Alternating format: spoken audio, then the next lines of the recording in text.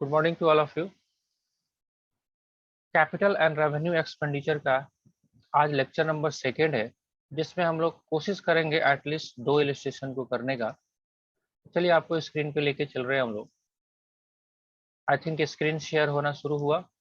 सबसे पहले हम इलस्ट्रेशन नंबर या क्वेश्चन नंबर जो कि ये 2 कर लेते हैं, राइट।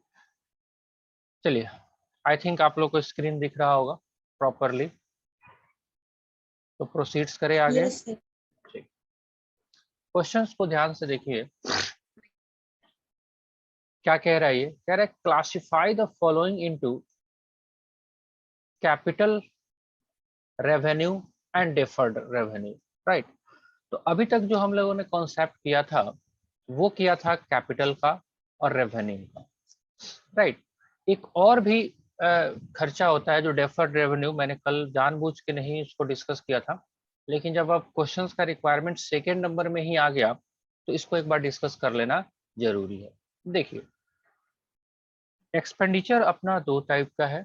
अगर हम एक्सपेंडिचर की बात करें तो एक हमने देखा था कैपिटल एक्सपेंडिचर और दूसरा आपने रेवेन्यू, राइट। एक और तीसरा स्ट्रीम भी है, उसको हम लोग बोलते हैं डेफर्ड रेवेन्यू, राइट। अब कैपिटल और रेवेन्यू आप भली बात ही जान रहे हो। कैपिटल एक्सपेंडिचर वो है जो ऐसा एसेट्स क्रिएट हो रहा है। देखिए, एसेट्स यहाँ पे बात कर रही है, एसेट्स, और वो एसेट्स का यूजफुल लाइफ कितना है? मोर देन ईयर, 1 साल से ज्यादा। जबकि रेवेन्यू में कोई एसेट्स नहीं क्रिएट किया जा रहा था, इसमें हम बात कर रहे थे डे टू डे एक्सपेंडिचर की, रोज बरोज के खर्चे, वैसे खर्चे जो विद इन ईयर का हो, राइट, विद इन ईयर, मतलब साल के ही बीच में, राइट जी। ठीक है, क्लियर है ये इतना सारा बात? तो अगर हम बात करें, यस ये सर। दोनों की तो बात हो गई थी। तो कुछ ऐसा खर्चा लेते हैं, जैसा आप ऐसा समझ सकते हो, एक ऐसा आदमी ना तो वो मेल है ना फीमेल है, तो उसको हम क्या बोलते हैं? ट्रांसजेंडर, एक और भी कैटेगरी है। तो वैसे ही ऐसा एक्सपेंडिचर जो ना तो कैपिटल एक्सपेंडिचर है और ना ही उसको हम रेवेन्यू बना सकते हैं, तो उसको हम लोग कैटेगराइज करते हैं डेफर्ड में। एग्जांपल लेंगे तो शायद समझ में आ जाएगा आपको। लेट्स सपोज दैट, मान लेते हैं हम लोगों ने दी कॉमर्स हाउस स्टार्ट किया। बहुत ध्यान से देखिएगा, दी कॉमर्स हाउस हमने स्टार्ट किया, राइट। तो कॉमर्स हाउस स्टार्ट किया तो हमने क्या क्या खरीदा? हमने खरीदा फर्नीचर, भाई टेबल चेयर चाहिए, खरीदेंगे ना, कुर्सी टेबल यस बच्चों को सर। बैठने के लिए, राइट। तो अगर हमने फर्नीचर खरीदा तो ये कौन सा एक्सपेंडिचर हो गया? कैपिटल, क्योंकि इसका यूज मुझे 1 साल से ज्यादा मिलने वाला है, राइट। उसके बाद हमने क्या किया, ये समझ लो, विजिटिंग कार्ड बनवाया, विजिटिंग कार्ड या पॉम्पलेट कह सकते हो, पॉम्पलेट, राइट, बच्चों को बांटने के लिए कि ये लो भैया हमारे यहाँ क्लासेस चल रहा है, ये लो पॉम्पलेट है। तो ये खर्चे कहाँ जाएंगे? रेवेन्यू में। रोज बरोज के खर्चे कि पॉम्पलेट बंटना काम ही काम है कि नहीं है? लेकिन अगर हम लोगों ने प्लान किया कि क्यों ना एक बड़ा इवेंट ऑर्गेनाइज किया जाए ताकि शहर को पता चल जाए कि कोई इंस्टीट्यूट खुल रहा है, ध्यान से मेरी बात सुनिएगा, क्यों ना एक ऐसा इवेंट्स ऑर्गेनाइज किया जाए कि शहर को पता चल जाए कि कोई कोचिंग खुल रहा है। इसके लिए हम लोगों ने प्लान किया कि हम टाउन हॉल को बुक करेंगे, है ना, और शहर के बड़े बड़े लोगों को इनवाइट करेंगे, है ना, एक सेमिनार शुरू करेंगे, सेमिनार करेंगे, राइट। अब इस सेमिनार को तय किया हमने बड़े वास्ट लेवल पे, तो बहुत सारा खर्चा हुआ, मिठाई आया, कुर्सी आया, टेबल आया, ये पार्टी, ये बैनर, वो बैनर।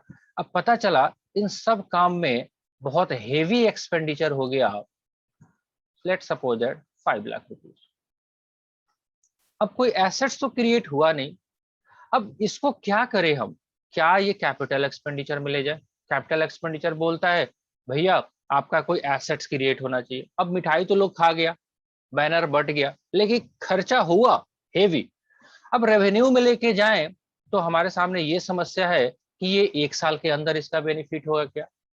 तो अगर ऐसा आप खर्चा करते हो जिसका बेनिफिट 1 साल से ज्यादा है, वो खर्चा है, राइट, उससे एसेट्स क्रिएट नहीं हो रहा है, लेकिन आपको लग रहा है कि ये इवेंट जो करेंगे तो आगे आने वाले 4 से 5 सालों तक इसका बेनिफिट मिलेगा, शहर को याद रहेगा कि हाँ कोई इंस्टीट्यूट खुला था। तो कुछ इस तरह के जब खर्चे हमारे सामने आते हैं तो इसको हम ना तो कैपिटल एक्सपेंडिचर और ना ही रेवेन्यू, इसको हम कैटेगराइज कर देते हैं डेफर्ड रेवेन्यू में, राइट। डेफर्ड रेवेन्यू में कैटेगराइज करने का मतलब ही यही होता है कि हमारा जो 5 लाख जो खर्चा हो गया वो हमने कर तो दिया इस साल में, लेकिन अब इसका एस्टिमेटेड जो फायदा हमने सोचा वो 5 साल में मिलने वाला है, तो हम क्या करेंगे, इसको हर साल 1-1 लाख रुपया एज अ रेवेन्यू बनाते चलेंगे, बाकी हमारा 4 लाख 3 लाख 2 लाख ऐसे पड़ा रहेगा। तो क्या किया, ये सेम लाइक फिक्स एसेट्स की तरह हो गया, जैसे डेप्रिसिएशन लगा रहे थे ना आप, कि आपने एसेट्स खरीदा उस पर डेप्रिसिएशन लगाया, वैसे ही ये एक्सपेंडिचर नेचर का खर्चा है जो कि आपने डेफर्ड किया है, किसके लिए, आगे आने वाले सालों के लिए।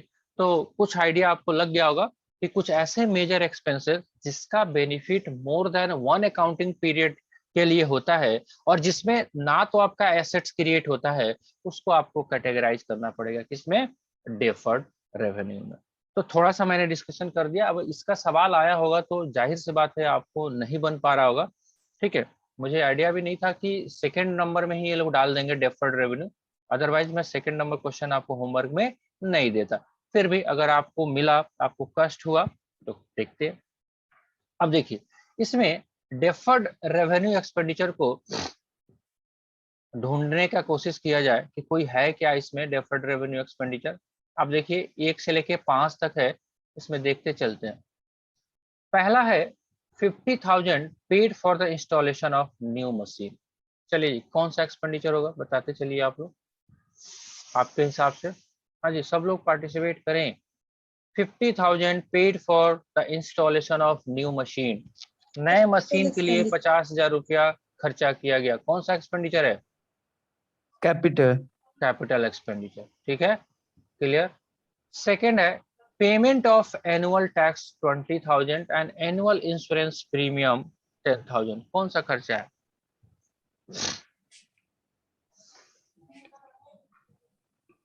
हाँ जी, पेमेंट ऑफ एनुअल टैक्स, साल का टैक्स दिया और प्रीमियम दिया साल का, ये कह ही रहा है 1 साल का, कौन सा, revenue revenue revenue expenditure, revenue right. Third wages paid to worker for converting raw material into finished good, कच्चा सामान है ना, आपने चावल ला के भात बनाया है, तो कौन सा खर्चा होगा ये, रेवेन्यू, राइट। चलिए a sum of rupees 40,000 spent on overhauling, overhauling जो बोलते हैं उसका एग्जैक्ट मीनिंग होता है overhauling, is entire plant which result in adding 5 years to its working life, बताइए क्या होगा, 40,000 रुपया सर आपने डिफर्ड होगा। डिफर्ड होगा, क्यों होगा, आंसर देख के, नो सर, क्योंकि सर 5 इयर्स में वो वर्किंग लाइफ मतलब जैसे 40,000 रुपए स्पेंड किया ओवरऑलिंग इंटायर प्लांट पे और उसका फायदा उसको प्रॉफिट 5 साल में होगा सर, मतलब देख जैसे आप समझाए सर उस वाले में। ठीक है, तो क्या इसको कैपिटल नहीं बना सकते हम, ये भी तो कहता है सर ऐसा खर्चा, जो डेफिनेशन आपने हमने किया था उसमें ऐसा भी तो लिख रहा था, ऐसे खर्चे जो किसी एसेट्स के यूजफुल लाइफ को बढ़ा दे, वो तो कैपिटल एक्सपेंडिचर होता है, क्या जी, बाकी लोग, कैपिटल सर ऐसा खर्चा जो आपके एसेट्स के लाइफ को बढ़ा दे, वो क्या कैपिटल एक्सपेंडिचर नहीं है, है सर। क्या क्या बोल रही है सर, डिफर्ड एक्सपेंडिचर क्यों नहीं होगा, वही तो डिस्कस कर रहे हैं ना, आपको डेफिनेशन दिया कि ऐसे खर्चे जो आपके एसेट्स के यूजफुल लाइफ को बढ़ा दे, है ना, आपका ये मशीन था और इस मशीन को बनाने में आपने नॉर्मल अगर बनाते हो तो रेवेन्यू है ना जी। नॉर्मल आप रिपेयर कराते हो भैया, उसका सर्विसिंग करा दिया, ठीक है, वो तो डे टू डे का है, तो रेवेन्यू। लेकिन ऐसा आपने खर्चा किया जिससे इसका यूजफुल लाइफ बढ़ गया। आपका जनरेटर अब खराब हो चुका था, आपने उसको ऐसा मरम्मत करवाया बहुत पैसा खर्चा करके, अब उसकी लाइफ बढ़ गई। तो क्या ये एसेट्स के ऊपर खर्चा है या रेवेन्यू नेचर का खर्चा है जो मोड़ लिया गया है? मैंने अभी आपको एग्जांपल बताया कि आपका पॉम्पलेट बटा, है ना, तो पॉम्पलेट है वो खर्चा हो गया, उससे कोई रिकवरी नहीं हो सकता है। लेकिन ये कैपिटल एसेट्स है, आपका मशीन है, प्लांट है। अब या तो 5 साल यूज करोगे या इसको बेच के पैसे वापस ले सकते हो। क्या जो कोचिंग क्लास कराने के लिए आपने जो सेमिनार किया उस पर जो खर्चा हुआ है उसको बेच के पैसे वापस ले सकते हो क्या? नहीं, नो सर। नहीं ले सकते। इस मशीन को मेरे हिसाब से ये डेफर्ड नहीं होना चाहिए। क्यों? बिकॉज ये मशीन के ऊपर खर्चा किया गया है, ऐसा एक्सपेंडिचर जो आपके मशीन के लाइफ को, कैपेसिटी को इंक्रीज करेगा, तो वो as for definition capital expenditure. आपका आंसर क्या दिया हुआ है एक बार मैच कर लीजिए। मेरे हिसाब से कैपिटल एक्सपेंडिचर होना चाहिए। हाँ जी, ठीक है, देख लीजिएगा आंसर आप कैपिटल। हमारे पास नहीं है, फिर भी जो कॉन्सेप्ट है उसके हिसाब से, क्योंकि कल मैंने आपको डेफिनेशन कराया भी था, या आपके बुक में भी अवेलेबल है, आप एग्जैक्टली पढ़िएगा। Expenses that has been incurred on which machine or assets which has been increased the earning capacity or production capacity or useful life is categorized under capital expenditure। चलिए, fifth है 10 lakh spend on construction of railway siding. हाँ जी, ये क्या है? Railway का sighting है, sighting expense आपने किया है, कंस्ट्रक्शन ऑफ रेलवे साइडिंग, क्या होना चाहिए? बोलिए। Capital expenditure. कैपिटल एक्सपेंडिचर, क्योंकि कंस्ट्रक्शन वर्ड जो बोल रहा है तो कैपिटल एक्सपेंडिचर। तो इस क्वेश्चन में डेफर्ड आया नहीं, वैसे ही आपको कंफ्यूज करके रख दिया और हमारा भी कॉन्सेप्ट करवा दिया। चलो फिर भी करना तो था ही, तो कर ही लिया हम लोगों ने। ठीक है जी, चलिए थर्ड नंबर पे चलते हैं। सेकंड में और कोई डाउट है किसी को? No sir. चलिए थर्ड पे मूव ऑन करते हैं। चलिए थर्ड में सारा का सारा डाउट है या इसमें तो बहुत सारा है क्वेश्चन, चलो एक एक करके। ए में डाउट है, state with reason whether the following are capital और रेवेन्यू एक्सपेंडिचर। आप कारण सहित बताइए कि कैपिटल है या रेवेन्यू है। पहला देखते हैं, एन ओल्ड प्लांट कॉस्टिंग, पुराना देखिए, पुराना कह रहा है। Old plant costing 1 lakh was purchased 2,000 were paid on its carriage, 3,000 were spent on its repairs and 4,000 were paid to engineer who had supervised its installation। चलिए कैपिटल एक्सपेंडिचर या revenue expenditure? Capital expenditure. Capital. Amount कितना? Capital. Amount कितना? 1,06,000। कितना? नहीं, 1 lakh 1,09,000। Plus 2,000, 1,02,000 plus 3,000, 1,02,000, 3 5,000 और 4,000 9,000, 1,09,000। All दो ये सारे के सारे आपके क्या है? रेवेन्यू नेचर के हैं, ये 2 और 3 और 4, बट ये फर्स्ट टाइम जो यूज हो रहा है इसी के चलते ये सारा का सारा कैपिटल एक्सपेंडिचर है। ठीक है, चलिए कहता है ₹2 lakh spent on repainting of the factory building. Repainting, हाँ जी, कैपिटल और रेवेन्यू? कैपिटल ना, रेवेन्यू सर। Revenue sir. क्यों रेवेन्यू? हम बता रहे सर, रेवेन्यू इसलिए सर रीपेंटिंग हुआ है इसीलिए दोबारा से सर। पेंट हो रहा है ना जी, दोबारा किया पेंट हो गया रहा है ना, दोबारा पेंट हो रहा है, पहली बार थोड़ी पेंट हो रहा है। अब पेंटिंग तो हर सर दिवाली में होगा, like right. Yes sir. Repainting word use किया हुआ है तो रेवेन्यू एक्सपेंडिचर होगा। हाँ, ये बोलता कि एकदम ऐसा पेंटिंग कराया कि फैक्ट्री का लुक ही बदल गया, तो फिर कैपिटल हो जाएगा। ठीक है जी, चलिए legal expenses yes sir. Incurred on purchase of land. हाँ जी, कानूनी खर्च आपने व्यय किया है जमीन को खरीदने के लिए। हाँ जी बताइए। कैपिटल। क्यों? सर रेवेन्यू होगा। कैपिटल क्यों और रेवेन्यू वाले रेवेन्यू क्यों? कारण बताइए, क्योंकि आपको बोल सर रहा है स्टेट विद रीजन्स, कारण बताइए। कैपिटल जिन्होंने बोला है यस उनका जवाब पहले बताइए, क्यों कैपिटल, क्यों? सर, सर क्यों हम बता रहे हैं सर, जिस तरह से हम लोग खरीदे सर, लीगल जमीन खरीदे। लीगल जमीन, लीगल एक्सपेंस है, सॉरी जमीन सॉरी खरीदे हैं। सॉरी सॉरी सॉरी सॉरी हम्म, सर कैप सर किस तरह का कारण, सर कारण नहीं पता है सर। कारण नहीं पता, चलिए रेवेन्यू जो बोल रहे हैं वो कारण बताइए, क्यों आपको लगता है रेवेन्यू है? सर, क्योंकि वो लैंड पहले मतलब से शुरू में अगर नहीं खरीदा गया होगा, पहले से वो मतलब बिक्री होगा, वो बेच रहा है। जैसे आप खरीद रहे हैं कोई लैंड, किसी और से खरीद रहे हैं, सरकार से खरीद रहे हैं, तो पहले तो उसका हक है सर, वो पुराना है जैसे लैंड। तो ये कारण हो गया।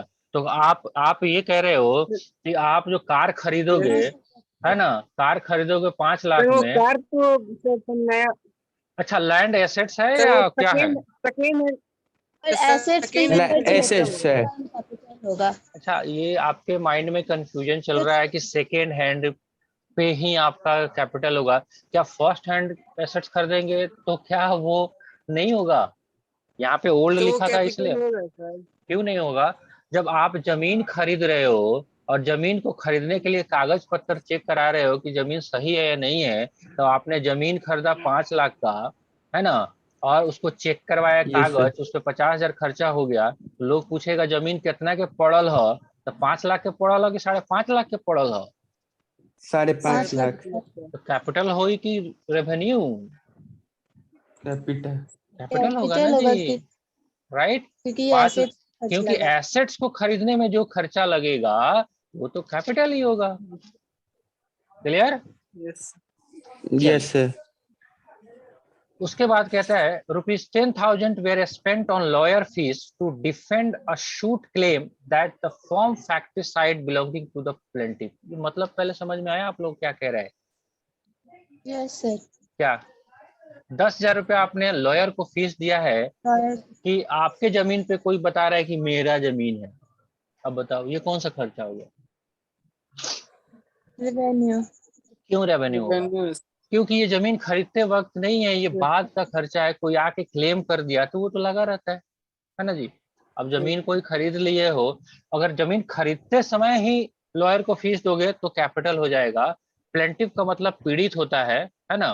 प्लेंटिव का मतलब पीड़ित, आपका कोई जमीन था और कोई आके कहता है कि ये मेरा जमीन है, हटो यहाँ से, तो आप जाओगे कोर्ट में, बिना काम का लफड़ा लग गया, तो 10,000 खर्चा किया तो रेवेन्यू एक्सपेंडिचर, उसको मेंटेन करने का, जमीन है तो मेंटेन करना है, मशीन रहता तो रिपेयर करते, राइट। चलिए, yes. Expenditure on advertisement, advertisement प्रचार प्रसार पे 25,000 का खर्चा। रेवेन्यू एक्सपेंडिचर कैपिटल ये है। चलिए, हर दिन रेवेन्यू का खर्चा। 25,000 paid to a discharge employ as a compensation. हाँ जी, 25,000 कर्मचारी को लात मार के बाहर कर दिया, 25,000 रुपया दे दिया उसको, क्या होगा? रेवेन्यू। रेवेन्यू। तो रोज रोज रेवेन्यू। होता रहा है। Repairs for 2,000 necessity by necessitated by negligence. हाँ जी, 2,000 का रिपेयर हुआ, असावधानी के कारण कोई खराब चीज हो गया सामान, रेवेन्यू। रेवेन्यू। रेवेन्यू होगा सर। चलिए, insurance claim of ₹20,000 received from insurance company for loss of goods fire bye 20,000। चलिए, आपका सर गुड्स से नुकसान हुआ रेवेन्यू था, होगा। रेवेन्यू होगा 5,000 का रेवेन्यू, क्योंकि गुड्स है तो नुकसान होते रहता है। तो आई थिंक आप लोग का 1 2 3 क्वेश्चंस हो गया। उसके आगे देखिए एक बार, क्या कैपिटल एक्सपेंडिचर और रेवेन्यू एक्सपेंडिचर के अलावा क्या रिसीट्स पे बातें होने शुरू हो गई है क्या वहां पे? एक बार चेक कर लीजिए तो। रिसीव्ड। रिसीव्ड का, यस सर। रिसीव तो चलिए, तो थोड़ा सा हम डिस्कस कर देते हैं। रिसीट्स क्या है? जैसे आपका खर्चा हो सकता है वैसे ही आमदनी भी तो हो सकता है कि नहीं हो सकता है? अभी आप यस सर। एक्सपेंडिचर के बारे में बात कर रहे थे, तो वैसे ही आपका इनकम के बारे में भी हो सकता है, राइट। चलिए, नया स्क्रीन दिखना शुरू हुआ आप लोगों को। यस और Yes, नो, sir. हाँ ना बोलिए, कुछ कलरफुल दिख रहा है ना। चलो, कहता Yes, है sir. देखो, आप इसको करने के लिए पहले थोड़ा सा देख लीजिए। Give 2 points of distinctions between capital expenditure and revenue expenditure. दो आपको, ये एक्सपेंडिचर वाला साइड था, तो इसको भी देखना जरूरी इसलिए है ताकि आपको इनकम वाला साइड पता चले। देखिए, कैपिटल एक्सपेंडिचर किसको बोल रहे थे? It is incurred for acquisition और erection of fixed assets for use of the business, right. It increase the earning capacity of the business, इसको हम कैपिटल एक्सपेंडिचर बोल रहे थे। रेवेन्यू एक्सपेंडिचर किसको बोल रहे थे? It is incurred for day to day running for the business, it incurred for maintaining the earning capacity. अब देखिए, जैसा आपका एक्सपेंडिचर साइड हो सकता है वैसे ही आपका रिसीट साइड भी हो सकता है। अब देखो, आप जब मशीन खरीदे तो आपका कैपिटल एक्सपेंडिचर, अगर उस मशीन को बेच दोगे तो क्या होगा? कैपिटल। रेवेन्यू। आप परचेज सर कर सर रहे हो गुड्स को, परचेज कर रहे हो गुड्स को, आपने गुड्स को खरीदा तो रेवेन्यू एक्सपेंडिचर, अब गुड्स को बेचोगे तो क्या होगा? Revenue receipts. बस इतना ही अंतर है, रेवेन्यू। कुछ नहीं है। अब देख लीजिए, कैपिटल रिसीट्स की बात कर रहा है। Amount receive from the sale, अभी उसका क्या हो रहा था? परचेज। अभी क्या होना शुरू हो गया? Sale. Sale. Amount received from the sale of fixed assets or investment. Second, capital contributed by the proprietor partner, money obtained from issue of share debenture. जैसे कैपिटल लेके आता था ना, Siyaram started business with cash, तो वो cash जो आ रहा था वो कैपिटल रिसीट्स था, पूंजी लगाना। रेवेन्यू रिसीट क्या होगा? Money obtained from sale of goods, या जो भी और भी इनकम आता है, कमीशन, फीस रिसीव, जो भी आप सर्विस प्रोवाइड करते हो उस पे जो आपको कमीशन वगैरह आता है वो सारा। तो बहुत मुश्किल काम नहीं था, राइट, ठीक है। तो एक्सपेंडिचर होगा जहां पे इनकम नहीं होगा तो क्या केवल एक्सपेंडिचर होगा बिजनेस हाउस में? Answer is no. तो ये बहुत बड़ा कॉन्सेप्ट नहीं था। तो आपको लगभग लगभग हम लोगों ने कैपिटल एंड रेवेन्यू एक्सपेंडिचर भी देख लिया, और आपका रेवेन्यू और कैपिटल रिसीट्स भी देख लिया, और लगे हाथ आज हमने डेफर्ड रेवेन्यू एक्सपेंडिचर भी आपको डिस्कस कर दिया। तो अब जितने भी क्वेश्चंस होते हैं आपके बुक में, एक बार आप ट्राई करिए आज, है ना। जो क्वेश्चन है 2-3 अगर है ही तो उसको शेयर कर दीजिएगा एडवांस में, नहीं होगा तो वो 4, 5, 6 जो भी है, 6 नंबर का क्वेश्चन है या और भी है, ज्यादा नहीं होगा इसमें, मैंने पहले ही बोला था ये 2 दिन का चैप्टर है। सारी 4 तक ही है, एक 4 तक ही है इलिस्ट्रेशन और है। बस। तो यस एक सर। इलिस्ट्रेशन है तो उसको पहले आप आज ट्राई कर लीजिए, राइट। आज फ्राइडे भी हो गया, आप ट्राई कर लीजिए।